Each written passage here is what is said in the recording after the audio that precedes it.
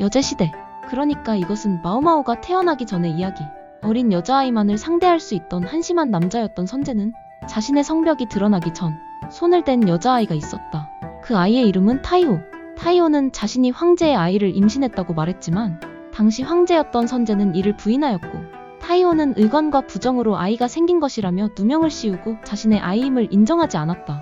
이때까지만 해도 의관들은 환관이 아니었지만 그 사건 이후 여제는 후궁에서 일하는 의관들을 모두 환관으로 만들도록 하는 법을 만들었다. 그뿐이면 좋았겠지만 선제의 총애를 받은 안씨가 어린 나이에 아이를 낳아야 하는데 너무 어린 나이였기에 아이를 낳을 수 없는 상황이 되자 여제는 의학에 특출난 재능이 있던 칸씨 가문의 러먼이 입궐하기를 강요하였고, 러먼은 강제 거세당하고 환관으로 입궐해서 제왕절개 수술을 담당하게 되었다. 그 덕에 배에 흉터가 남았지만 안씨도 아이도 무사할 수 있었다. 하지만 세월이 흘러 동궁비와 황후가 동시기에 아이를 낳았는데 처음엔 아더 곁에 있던 러먼이었지만 안씨의 곁으로 끌려가 결국 아더는 난산으로 인해 불임이 되어버렸다. 결과적으론 두 아이 모두 건강했지만 신여장이 실수로 꿀을 먹여서 아더의 아들이 죽게 되자 그 죄를 물어 황제에게 벌을 받고 추방당하게 된다. 자신이 사랑하는 여자를 불임이 되게 하고 그 아이조차 지키지 못한 의관. 어쩔 수 없다는 걸 알았지만 러먼은 화풀이 대상이 되어버렸다. 이 때문에 러먼은 절름발이 신세로 살게 되는데, 이 이야기는 그런 러먼의 조카인 칼라칸의 이야기다. 칸 가문 가주의 장남으로 태어났지만 안면인식 장애를 앓고 있던 라칸이었기에 가주는 라칸이 장남임에도 이복동생을 가주로 삼았다. 이런 상황에서 유일하게 자신에게 잘 대해준 숙부인 러먼과 친했는데 러먼에게서 사람의 얼굴을 구별하지 못하겠다며 체형이나 능력 같은 요소로 구별하라는 가르침을 받아 이후엔 낯선 사람을 봐두갈 능력 있는 사람은 장기짝으로 구별할 수 있게 된다. 어릴 때부터 능력은 특출났던 라칸은 한 무관의 심술 때문에 녹청관에 펑시엔이라는 기녀와 바둑을 두게 되었다. 자신이 이길 거라 확신했지만 그녀의 엄청난 실력에 완벽하게 격파당해버린 라칸. 그렇게 라칸의 눈에 펑시엔이 보였다. 그녀가 들어온 것이다. 이 사건을 계기로 펑시엔에게 푹 빠졌다. 하지만 펑시엔은 초인기 기녀라 가격이 점점 오른 탓에 자주 만날 수 없었다. 심지어 펑시엔은 낙적 이야기까지 나온 상태였다. 그러던 어느 날 두 사람은 관계를 가졌고 펑시엔은 임신을 하게 된다. 하지만 얼마 후 칼러먼이 후궁에서 추방당하는 사건이 터지고 평소 그와 친하게 지낸 아들 라칸 때문에 자신에게 불통이 튈까 칸의 가주는 라칸에게 유학을 명한다. 라칸은 펑시엔에게 반년만 기다려달라고 편지를 보냈지만 일이 꼬여 3년 넘게 돌아가지 못했다. 그 3년이 문제였다. 펑시엔은 반년이라는 말을 믿고 기다렸지만 라칸의 소식이 끊겼고 라칸은 결국 펑시엔의 임신 사실을 알지 못했다. 이는 가문에서 라칸 앞에 온 편지를 라칸에게 보내주지 않고 방치했기 때문이었다.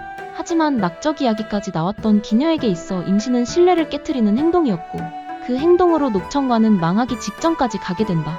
또한 임신 때문에 펑시엔의 가치는 떨어져 아무나 상대해야 하는 처지가 되었다.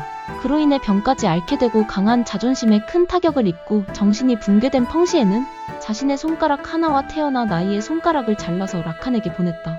라칸이 3년이라는 유학 생활에서 돌아와 자신 앞으로 온 많은 편지 중 피가 묻어있는 편지와 주머니 속에 있던 말라 비틀어진 무언가가 이내 손가락이라는 사실과 손가락이 하나가 아닌 두 개라는 사실에 다급히 녹청관을 찾아간 그의 앞에 할멈은 경로했고 펑시엔이 죽었다고 말했다. 하지만 라칸은 녹청관을 계속 찾아갔고 그때마다 할멈에게 두들겨 맞았지만 그럼에도 녹청관을 찾은 이유는 그 작은 손가락이 누구의 것인지 알았기 때문이다. 자신의 아이, 자신과 펑시엔의 아이, 아이라도 보고 싶었던 라칸. 그렇게 피떡이 될 정도로 두들겨 맞으며 길가에 있던 라칸의 앞에 한 아이가 보였다.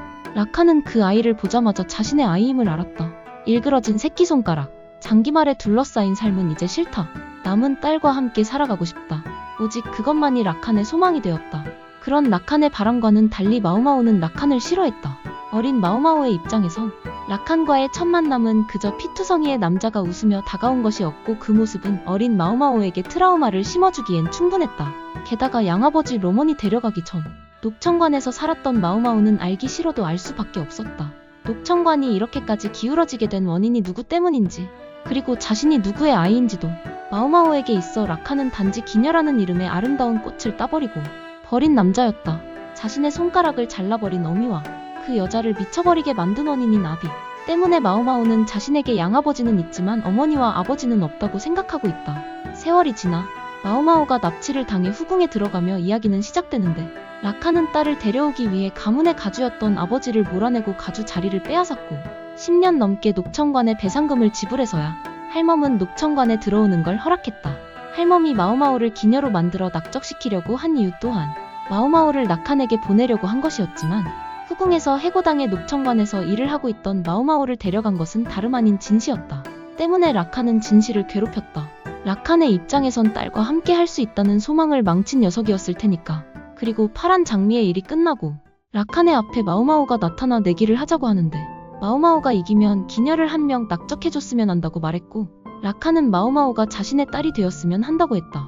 결과는 마오마오의 승리. 약속대로 기녀를 한 명 고르려던 그의 귀에 익숙한 노래소리가 들려오고 라칸은 노래가 들리는 곳으로 향한다. 그리고 그의 앞에 죽은 줄로만 알았던 펑시엔이 있었다. 매독에 감염되어 살이 문드러져 흉측해졌고 기억조차 잃고만 펑시엔이었지만 라칸의 눈에는 전과 다름없이 아름다운 여자였다. 라칸은 기쁨의 눈물을 흘리며 펑시엔을 낙적하겠다고 선언한다. 보통은 사흘 동안 축하연을 하지만 라칸은 7일 동안 축하연을 열었다. 그리고 그는 펑시엔과 혼인을 했다. 매독으로 인해 살 날이 얼마 남지 않은 그녀를 보살피며 그녀가 좋아하는 바둑을 두며 그렇게 라칸은 그녀와 함께 할 수 있게 되었다. 私はこの儀仗を見受けするよ。宝泉花のような美しいこの女を